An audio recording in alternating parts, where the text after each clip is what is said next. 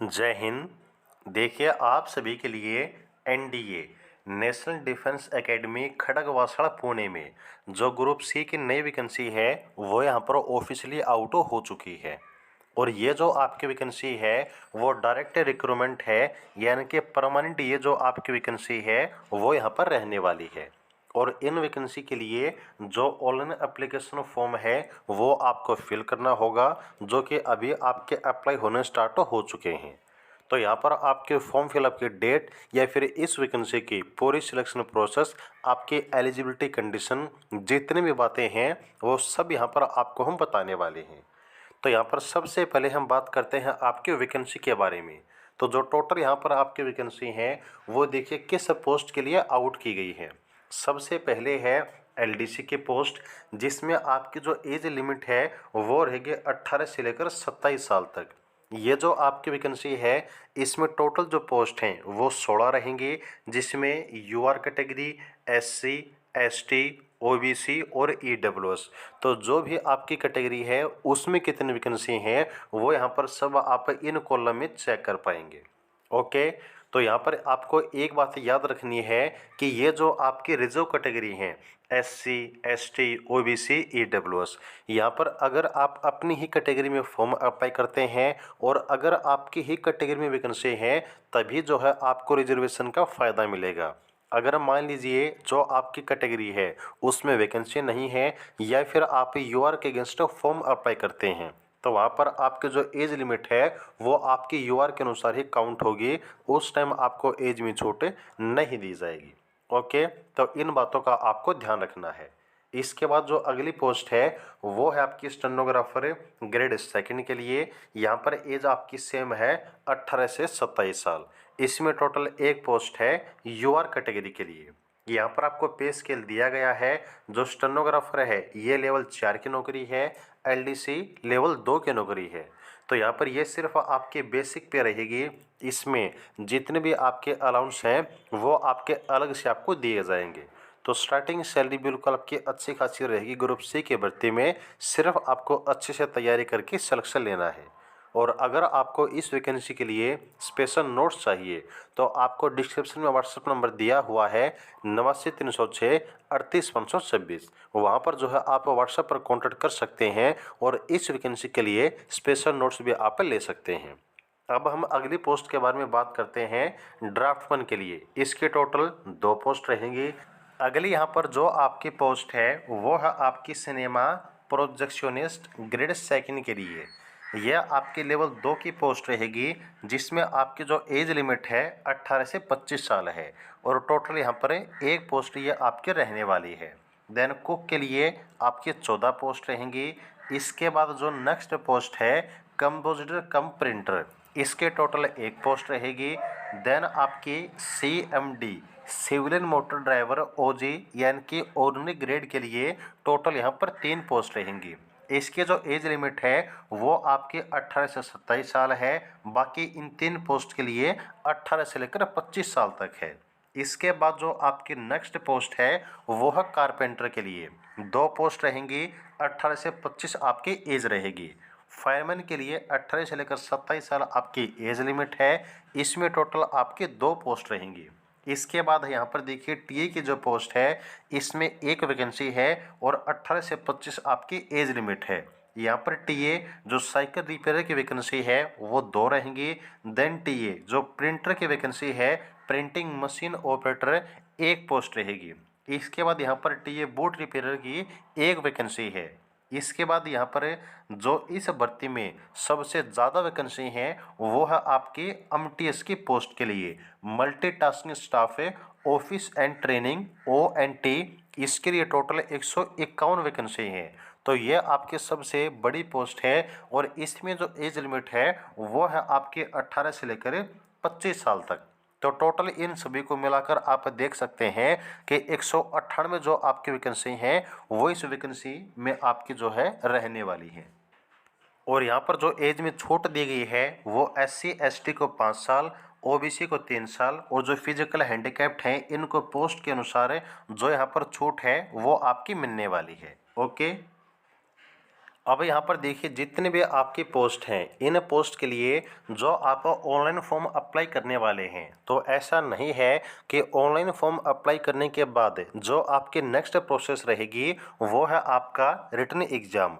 तो written exam के लिए जो ऑनलाइन फॉर्म अप्लाई करने वाले कैंडिडेट हैं, इन सब को नहीं बुलाया जाएगा, बल्कि यहाँ पर जितने टोटल आपकी वैकेंसी रहेंगी, उन वैकेंसी के 10 गुना जो कैंडिडेट हैं वो आपके एग्ज़ाम के लिए बुलाए जाएंगे। ये कम से कम है, ज़्यादा भी हो सकते हैं, लेकिन कम से कम 10 गुना ही रहेंगे। और यहाँ पर रिटन एग्ज़ाम के बाद जिन पोस्ट में आपका स्किल टेस्ट है, जिसको आप ट्रेड टेस्ट या फिर प्रैक्टिकल टेस्ट भी बोल सकते हैं, उसके लिए जो 4 गुना कैंडिडेट हैं वो आपके रिटन एग्ज़ाम के जो मार्क्स हैं उनके आधार पर शॉर्ट लिस्ट किए जाएंगे। तो ये आपकी सिलेक्शन प्रोसेस रहने वाली है, जो कि आपकी पोस्ट वाइज अलग रहेगी।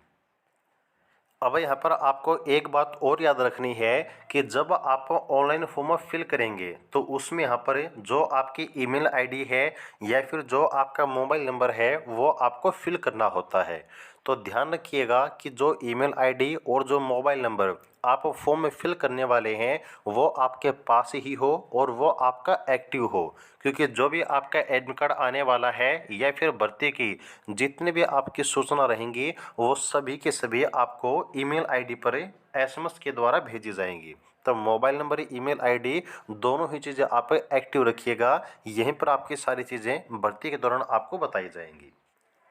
अब हम बात करते हैं कि जो भी आपकी पोस्ट है उसमें पोस्ट वाइज आपकी क्वालिफ़िकेशन क्या रखी गई है, क्या आपकी क्वालिफ़िकेशन मांगी गई है।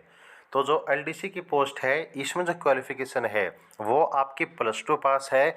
ये तो सिर्फ आपके क्वालिफ़िकेशन है, लेकिन रिटन एग्ज़ाम के बाद जो आपका स्किल टेस्ट होगा ना, उसमें आपका क्या रहेगा, आपका टाइपिंग टेस्ट रहेगा। तो टाइपिंग टेस्ट में यदि आप इंग्लिश में टाइपिंग करते हैं तो जो आपकी टाइपिंग स्पीड है वो 35 वर्ड पर मिनट होनी चाहिए। यदि आप हिंदी में टाइपिंग करते हैं तो ये जो आपकी टाइपिंग स्पीड है वो 30 वर्ड पर मिनट यहाँ पर रखी गई है। इसके बाद यहाँ पर जो आपकी स्टेनोग्राफर की पोस्ट है इसमें भी आपको +2 पास होना चाहिए, प्लस में जो आपका स्टेनोग्राफर का टेस्ट है वो भी आपका कंडक्ट करवाया जाएगा। इसके बाद ड्राफ्टमैन की पोस्ट के लिए +2 पास आपको होना चाहिए, प्लस में यहाँ पर 2 साल का जो आपका ड्राफ्टमैनशिप का डिप्लोमा है वो भी आपके पास होना ज़रूरी है। यहाँ पर ये जो आपका डिप्लोमा है वो आपका आईटी से हो सकता है, या फिर अगर आपने पॉलिटेक्निक कर रखी है तो भी यहाँ पर यह जो आपका डिप्लोमा है वो आपका मान्य रहेगा। इसके बाद यहाँ पर जो अगली पोस्ट है सिनेमा प्रोजेक्शनिस्ट ग्रेड 2 के लिए, इसमें +2 पास होने के साथ 2 साल का ये जो आपकी ट्रेड है इसका एक्सपीरियंस आपके पास होना चाहिए। कुक में आपको +2 पास होना चाहिए और 2 साल का जो कुकिंग का एक्सपीरियंस है वो आपके पास होना चाहिए, या फिर आपके पास जो आईटी की सर्टिफिकेट है कुक ट्रेड से वो होनी चाहिए, प्लस में 2 साल का एक्सपीरियंस, तब यहाँ पर आप एलिजिबल रहेंगे। इसके अलावा यहाँ पर जो अगली पोस्ट है कंपोजिटर कम प्रिंटर की, इसमें +2 पास होने के साथ 2 साल का इस ट्रेड का एक्सपीरियंस आपके पास होना चाहिए। देन जो आपकी नेक्स्ट पोस्ट है ड्राइवर की, इसमें +2 पास होना आपको ज़रूरी है, प्लस में यहाँ पर जो आपके पास है हैवी लाइसेंस है वो होना चाहिए, और 2 साल का जो एक्सपीरियंस है ड्राइविंग का हैवी व्हीकल का वो आपके पास से होना चाहिए। देन कारपेंटर की पोस्ट के लिए +2 पास प्लस में 2 साल का एक्सपीरियंस, या फिर आईटीआई प्लस में 2 साल का एक्सपीरियंस। इसके बाद है फायरमैन की पोस्ट में 10वीं पास होना ज़रूरी है, और साथ ही साथ में जो हैवी व्हीकल का लाइसेंस है वो होना ज़रूरी है। और इसके अलावा जो फर्स्ट एड का कम से कम यहाँ पर 6 महीने का एक सर्टिफिकेट होता है वो होना चाहिए। जो फायर फाइटिंग एप्लीकेशन है यानी कि फायर फाइटिंग का जो कोर्स है वो भी आपके पास होना चाहिए, प्लस में यहाँ पर जो फिजिकल फिटनेस है वो भी आपकी मांगी गई है। इसके बाद यहाँ पर जो आपकी कुछ चीज़ें हैं जैसे कि हाइट चेस्ट है वो भी आपकी बताई गई है कि कम से कम हाइट 165 सेंटीमीटर, बिना फुलाई चेस्ट 81.5 सेंटीमीटर, और कम से कम वेट आपका 50 किलोग्राम होना चाहिए। ओके, और जो फिजिकल होगी वो आपकी देखिए क्या रहेगी कि 63.5 किलोग्राम का एक भार आपको लेकर दौड़ना है, जो कि आपके डिस्टेंस रहेगी 183 मीटर, टाइम आपको दिया जाएगा 96 सेकंड का।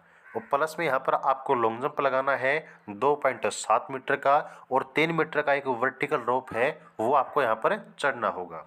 देन जो आपकी टेक्निकल अटेंडेंट की पोस्ट है, इसमें आपकी जो आईटी है वो आपको होना जरूरी रहेगा। ओके, प्लस में यहाँ पर 1 साल का जो एक्सपीरियंस है 10वीं पास होने के साथ वो भी आपका मान्य रहेगा।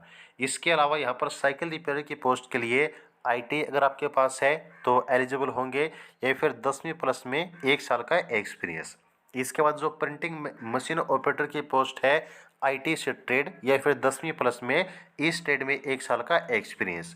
इसके बाद है बूट रिपेयरर की पोस्ट, तो आईटीआई या फिर 10वीं प्लस में इस ट्रेड में 1 साल का एक्सपीरियंस। और लास्ट में जो एमटीएस की पोस्ट है जिसकी सबसे ज़्यादा वैकेंसी है, इसमें मात्र 10वीं पास अगर आप हैं तो इस वैकेंसी के लिए आप एलिजिबल रहेंगे। तो ये आपकी जो एज लिमिट की, एजुकेशन क्वालिफिकेशन की और सिलेक्शन प्रोसेस की जानकारी है वो आपको हमने बता दी है। याद रखिएगा, जो रिटन एग्जाम है वो सभी का बिल्कुल सेम रहेगा, लेकिन यहाँ पर जो आपका स्किल टेस्ट है वो आपका पोस्ट वाइज ही कंडक्ट किया जाएगा। कहने का मतलब है कि जो भी आपकी पोस्ट है उस पोस्ट का जो काम होता है वही आपका कंडक्ट करवाया जाएगा स्किल टेस्ट में। यदि हम आपके एग्जाम पैटर्न के बारे में बात करें तो जो आपका एग्जाम पैटर्न है इसमें टोटल आपके 4 सब्जेक्ट रहेंगे। आपका रीजनिंग का सेक्शन, मैथ का सेक्शन, इंग्लिश का सेक्शन और आपका जीके का सेक्शन। इन्हीं 4 सब्जेक्ट के बेस पर जो आपका फाइनल सिलेक्शन है वो रहने वाला है, क्योंकि जो आपका स्किल टेस्ट है वो सिर्फ आपका क्वालिफाई नेचर का होगा। ओके, तो ये आपकी भर्ती की पूरी जानकारी है। जो ऑनलाइन फॉर्म है वो स्टार्ट आपके हो चुके हैं, जिसके स्टार्टिंग डेट और जो लास्ट डेट है वो आपको स्क्रीन पर दिखाई दे रही होगी। तो यहाँ पर आप इस डेट के बीच में फॉर्म फिल कर दीजिएगा अगर इस वैकेंसी के लिए आप एलिजिबल हैं और इंटरेस्टेड हैं। तो जानकारी अच्छी लगी तो वीडियो को लाइक जरूर कर दीजिएगा। आगे हर प्रकार के अपडेट के लिए आपके अपने चैनल सक्सेस एजुकेशन को सब्सक्राइब जरूर कर लीजिएगा। जुड़े रहिएगा। जय।